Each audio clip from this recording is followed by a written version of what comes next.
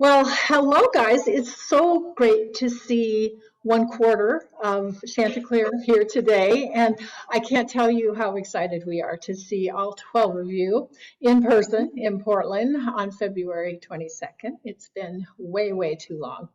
So can I just start by asking each of you to introduce yourselves and maybe where you're from and how long you've been with Chanticleer? Okay? Sure, I'll go first since I'm the high singer in this group. My name is Jared. I'm one of the countertenors. This is my 7th season with Chanticleer. I'm originally from Wisconsin, and I also happen to be the assistant music director of Chanticleer. So my name is Matthew Mickman. This is my 11th season singing baritone, and I am from New Cumberland, Pennsylvania. Hello, my name is Andy Barry. I am the relative newbie in the group, a 4th-year singer, a bass from just outside of Washington, D.C. And just so you know, there's a little bit of construction happening near me, so I'm going to keep myself muted when I'm not talking, and if you hear some noises sometimes, you know what it is. Okay, thanks, Andy. So I want to actually maybe expand on those introductions a little bit to ask each of you what originally brought you to Chanticleer? Like what path brought you there, or how did it happen that you ended up in Chanticleer? You want to start, Jared, too? Sure, I'll start. I'll kick off the festivities here. I think all of us have a very similar story in that, and I guess I'm speaking for the ensemble right now, but we all sang. I think a lot of us sang as young boys and had very formative experiences singing in our school choirs and maybe in our church choirs. And so for me, choir was one thing that I was really good at and I really liked to do in elementary school and junior high. And then as I got into high school, I did all state chorus 3 times, and I did a lot of like solo and ensemble things through my choir. And so singing was always a love for me. And so I always knew I wanted to have that in my life. And so I thought, growing up in a very small community in northern rural Wisconsin, I thought that if you liked singing a lot, then you became a teacher and you taught singing, because my favorite musicians were school teachers. And so I started a degree in music education at the University of Wisconsin in Madison, and decided very quickly that actually I liked singing more than I liked teaching. So I got my degree, but decided to venture out on a path of solo singing. And so I did that for a while. And I had heard Chanticleer actually perform in Madison while I was an undergraduate there. And I loved what they did. I loved the music that they sang, and these 12 guys singing on stage without a conductor, because that was an experience I had never had before, was singing without a conductor. And they seemed to be like making all this stuff happen without somebody standing in front of them, waving them around and telling them what to do. And I thought that was so fantastic. So I ventured out on this career as a solo singer, and then Chanticleer just kind of popped up one day, and I was like, yeah, I want to do that. And so the opportunity presented itself, and so I pursued it, and here I am. But I feel like Chanticleer is such an amazing opportunity because it fuses my love for solo singing, ensemble singing, and that education component that I decided I really didn't want to do, but I actually do like doing. So that's the best thing for me about Chanticleer, is we do all of those things. That's so true. Yeah. Oh. Okay, how about you, Matt? Oh, it's exactly the same path. Exactly. Really? Well, you can move on. No, just kidding. But there was, he's right. There are similarities. I was singing since I was a little boy in an Episcopal choir in the Anglican tradition, so men and boys choir, church anthems. But it was when I was in high school, around 17 years old, was doing the senior project with my choral director, and part of the assignment was to just listen to as much as possible. So he'd give me these various CDs like Christopher Parkening, opera recordings, Bryn Terfel, just like introducing to a lot of repertoire and singers and musicians I never knew about. And one of those was Chanticleer CD, and it was the Wondrous Love, the folk album, which to this day remains probably my favorite album. But that's a sentimental thing. I wouldn't necessarily say it's the highest art form, but I love that album so much. And I think for me, was just an extension of that time as a child, my formative years of singing in an all men's ensemble, men and boys. And here you still had countertenors, as I had when I was growing up in the church choir. So it just seemed to me that it was a natural extension of all the love I had in that experience of music making. I just felt such a fraternity, and it was high art and also so sophisticated. And so when I heard them for the first time, I said, that's what I want to do with my life. Like that was my goal. So then I went to college, and then if you could make like a montage snapshot movie style of like what happens into the next goal, that was me. I'm just like learning as much as possible in college to try to acquire the skill set that I thought would be necessary to be in an ensemble like this, and just kept working really hard, like doing like flashcards for intervals and sight reading and everything. And then like Jerry, yeah, the opportunity arose, and I auditioned 3 separate times. So for any viewers, don't give up.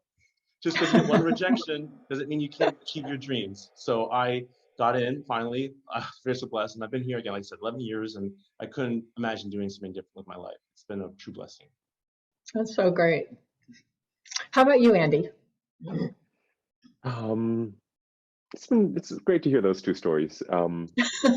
I had to start. Okay, so I mean, I kind of thought I was going to be not a singer. I mean, I was studying in college psychology and neuroscience, and kind of the family expectation was always that I was going to do something like doctorish or lawyerish or something like that. But in high school and previous, as these gentlemen have mentioned, for sure it was choir and singing where I found kind of my first family, my first team experiences, some of my first real passion. And that was kind of niggling at me all through college, how much more fulfilled I felt singing than I felt in the lab. And I felt like I had to just try something. And at Yale, we're coexisting near with all the grad students. And so there was something about seeing all of these like mid-20s, early 30s people who thought they wanted to be opera singers or something. I had never encountered this demographic of people who seemed kind of level-headed, didn't expect to be celebrities necessarily, but were going to be working musicians. And something about the exposure to that group of people really inspired me. And I pursued opera. I was doing, I thought, all right for myself when I saw that Eric Alatorre was retiring from Chanticleer after 28 years. And seeing him perform with Chanticleer in high school was definitely a formative musical experience for me. And in particular, seeing Eric, just to say for anyone who doesn't know, this is the mustachioed 28-year-old bass veteran of Chanticleer. And seeing him in high school, it was just such a moment of like, oh, you don't have to be a rock star tenor or something to really have quite a musical impact on people. That's something about that was very inspiring to me. And so anyway, saw that he was retiring, had to take my shot, even though it was much kind of earlier. Have always loved ensemble singing, but didn't expect to kind of go away from freelancing in opera for some years. But you know, you got to strike when the opportunity presents. There's some better phrase for it, and the rest has been history. That's great. That's really interesting. I mean, some similarities there to your backgrounds, but a little bit different paths to get there. Yeah, everyone's a little different flavor, but Yeah. Jared is right that we all kind of probably all found that first love somewhere Yeah, in early life. absolutely.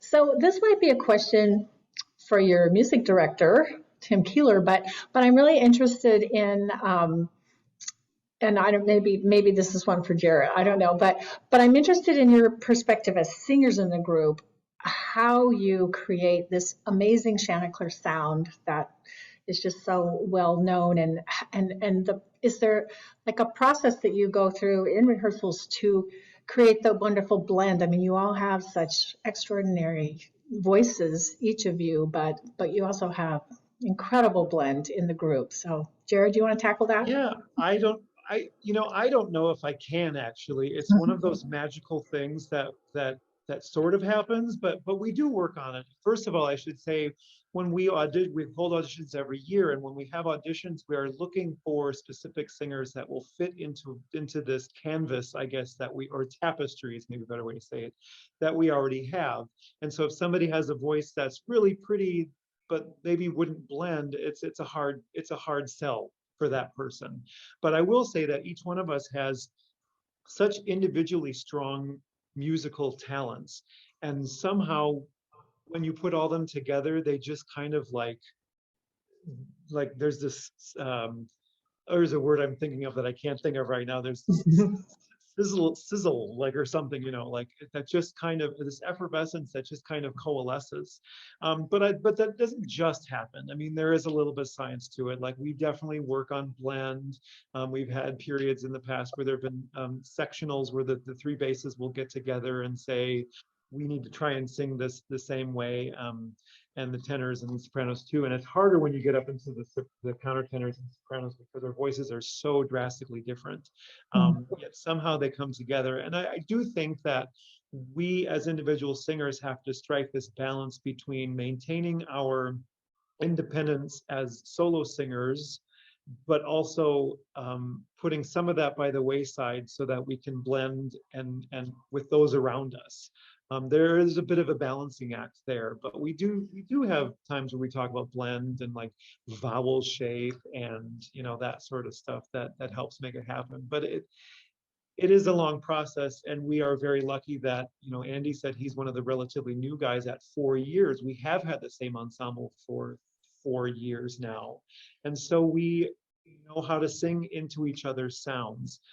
So when we do get a new person, and there's always a little bit of a trial period to figure out where that person's voice sits and how do I blend with that person. I don't know, maybe one of the other guys has something else they could add to that. I think, Matt, anything?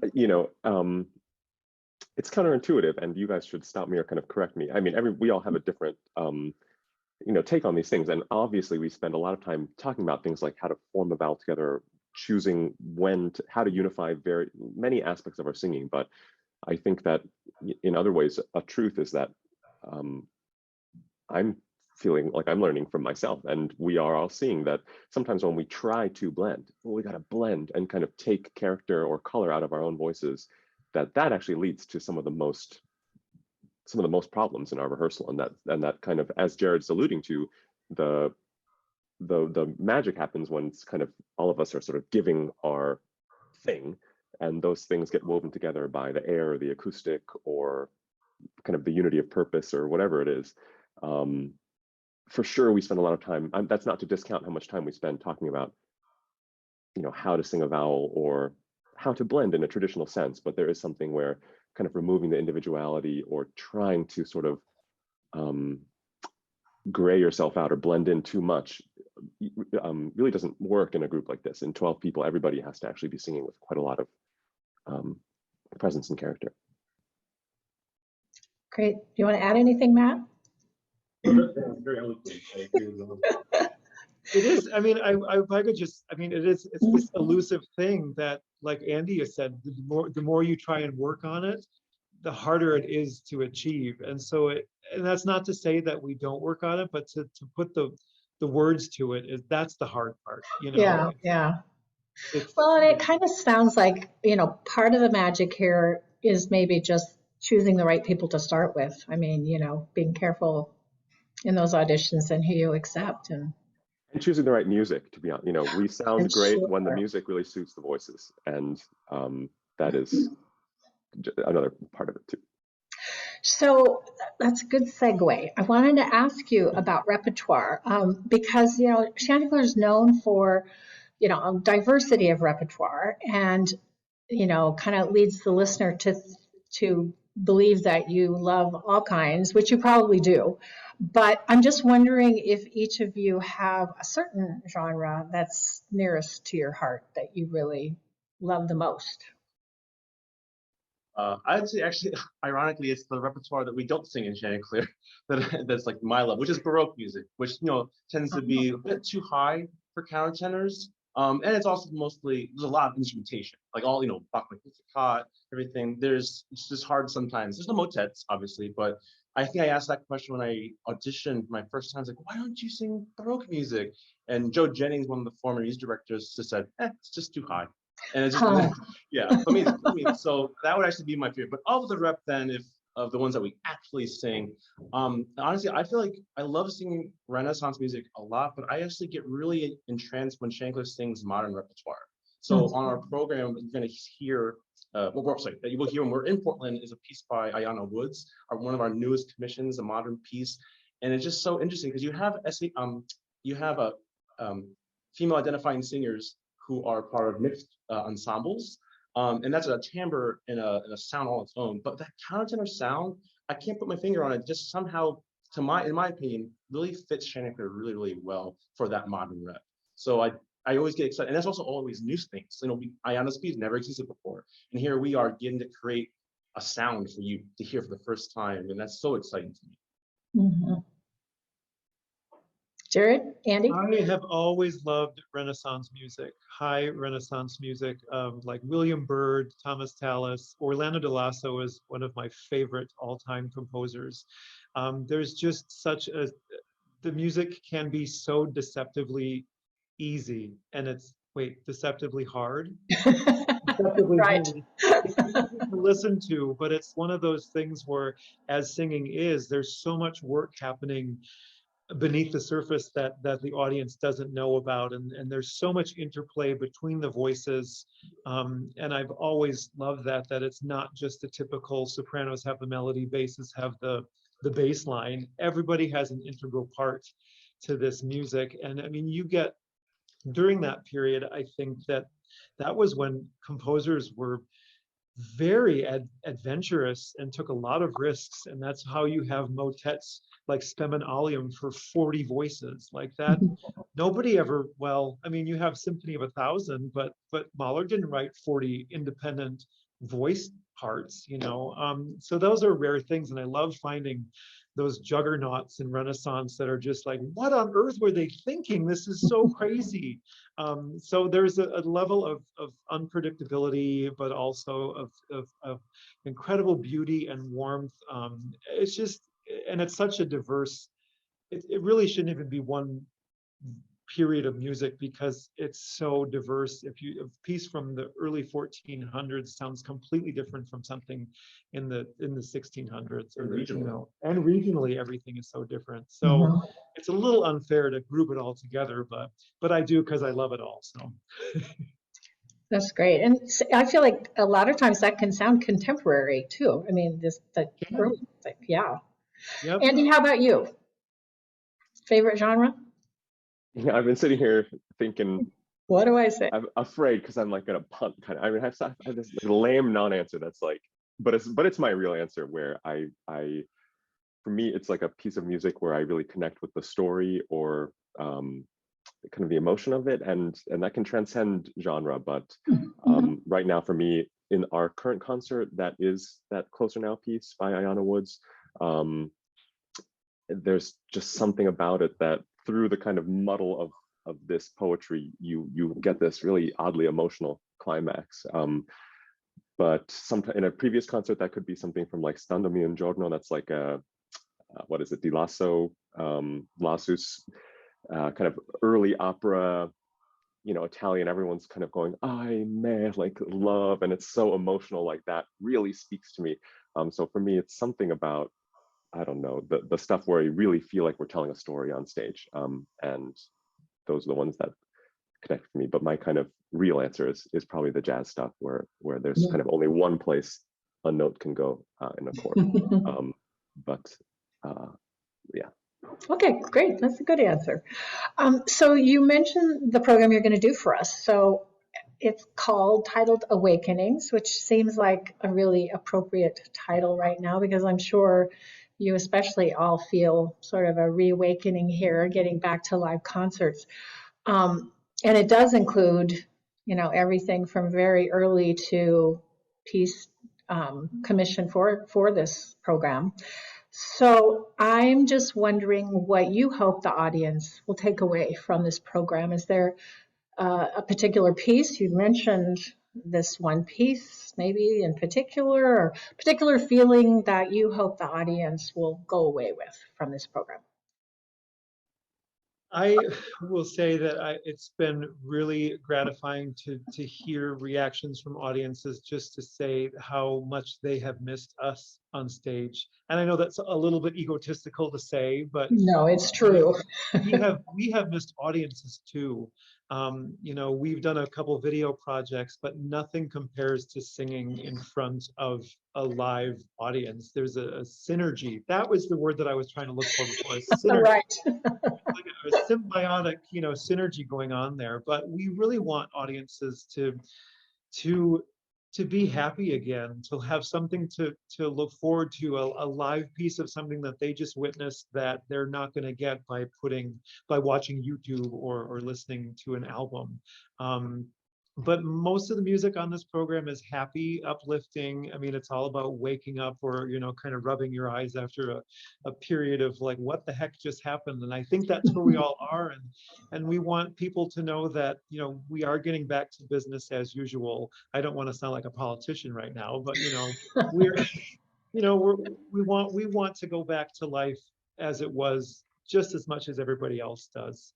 And I will say one specific piece on the program is we're doing a jazzy arrangement of On a Clear Day, Rise and Look Around You, and You Can See Forever and Evermore, but it's arranged by the jazz legend Gene Perling, who has done we have a lot of his stuff in our library, and it never ceases to amaze me how audiences, it's almost like they get up on their feet and they're whooping and hollering as soon as we finish, and it's a long piece, and it's one of those pieces that Andy was talking about where it's like every note can only be in one place. And so it's actually deceptively difficult to sing, but people eat it up and just love it. And it's so great to see that reaction from audiences that we haven't seen in so long.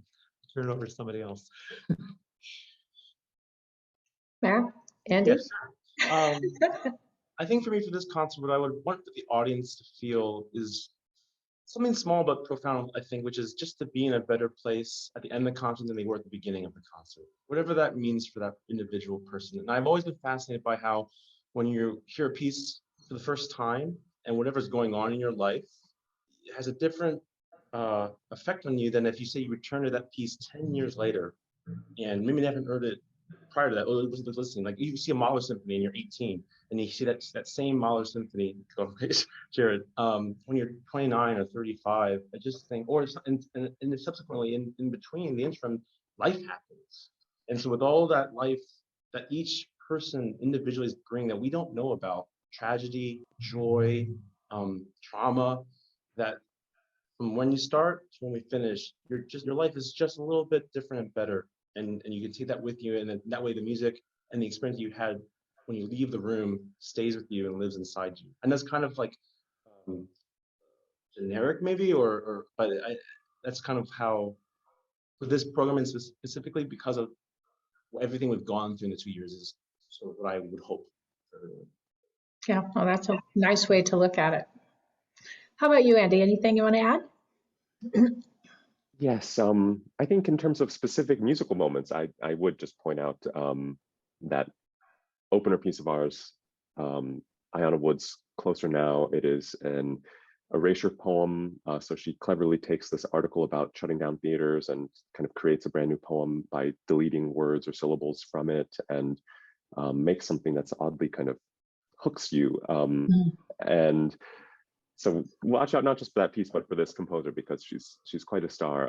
But also then, I guess musically, there are a couple moments in this concert, like the very opening where we take this newly commissioned piece and kind of go quickly into Monteverdi's, an excerpt from Monteverdi's Vespers, so very early music, or a moment later when we're kind of going from pop music to also early music and with some jazz kind of at the beginning of that. And I guess just something about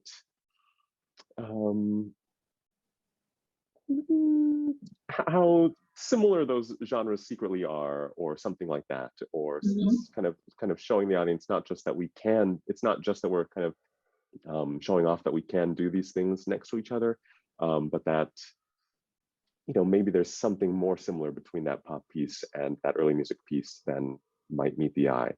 And just from a generalized perspective, I think one thing that I've always loved about Chanticleer is how much collaboration you kind of see happen on stage. Like we're in the moment looking at each other, trying to set tempi and meet each other for entrances and stuff. And that is a feeling that I'm sure a lot of us have been longing for in this Zoom time, just watching that kind of in-person, in the moment collaboration where it's not, a click track would not successfully keep us together, like a robot could not possibly keep us together. Anyway, that's something about the value of that live performance is hopefully a takeaway. That's great. Wow. I'm so excited. Program's going to be fabulous. We are too. We We are are too. too. We love Portland for sure.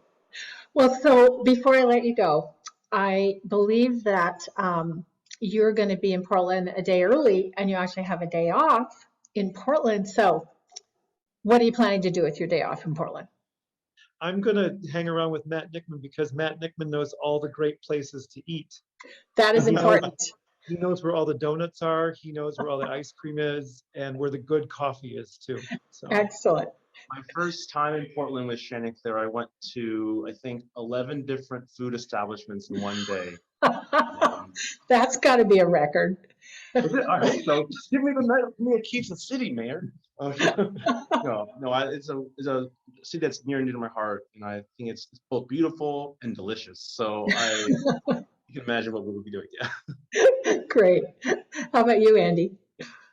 Well, I do have quite a sweet tooth, so for sure donuts are high on my list. But otherwise, I can't say that I've done a lot more planning. But I love Portland and the Pacific Northwest so much. I can't wait to be there.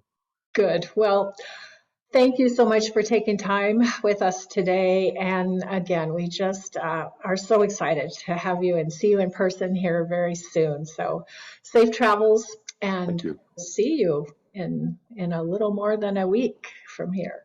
Be well. can't See you soon. wait. Can't wait. Thank you. Bye-bye. Bye.